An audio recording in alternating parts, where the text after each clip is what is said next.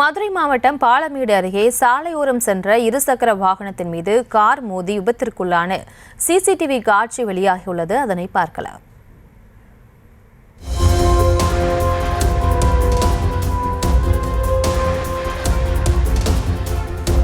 இது தொடர்பான கூடுதல் விவரங்களோடு இணைகிறார் செய்தியாளர் குமார். வணக்கம். இந்த விபத்தில் யாருக்கேனும் காயம் ஏற்பட்டிருக்கா? அது தொடர்பான விவரங்கள்.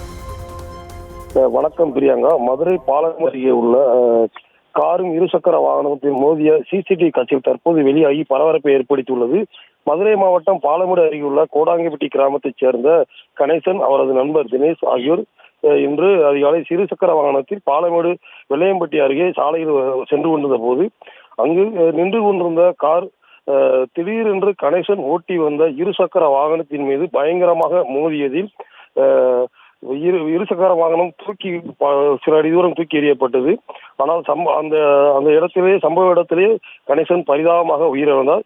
அவருடன் வந்த நண்பர் பலத்த காயமடைந்து அவரை உடன் இருந்தவர் அருகில் இருந்த 108 ஆம்புலன்ஸ் மூலம் மதுரை ராஜாஜி மருத்துவமனைக்கு அனுப்பி வைக்கப்பட்டு சிகிச்சை பெற்று வருகிறார். இருசக்கர வாகனத்தில் வந்த கணேசன் பரிதாபமாக உயிரிழந்து மீட்டு அவரை உடற்கூறு ஆய்வுக்காக மருத்துவமனைக்கு அனுப்பி வைக்கப்பட்டனர்.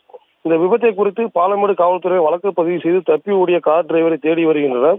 இது யதார்த்தமாக நடந்த விபத்தா இல்லை கொலை முயற்சியா என பல்வேறு கோணங்கள் காவல்துறையினர் விசாரணை செய்து வருகின்றனர். தற்போது இந்த விபத்தை குறித்து சிசிடிவி காட்சியில் வெளியாகி பெரும் பரபரப்பை ஏற்படுத்தியுள்ளது. பிரியங்கா, விவரங்களுக்கு நன்றி குமார்.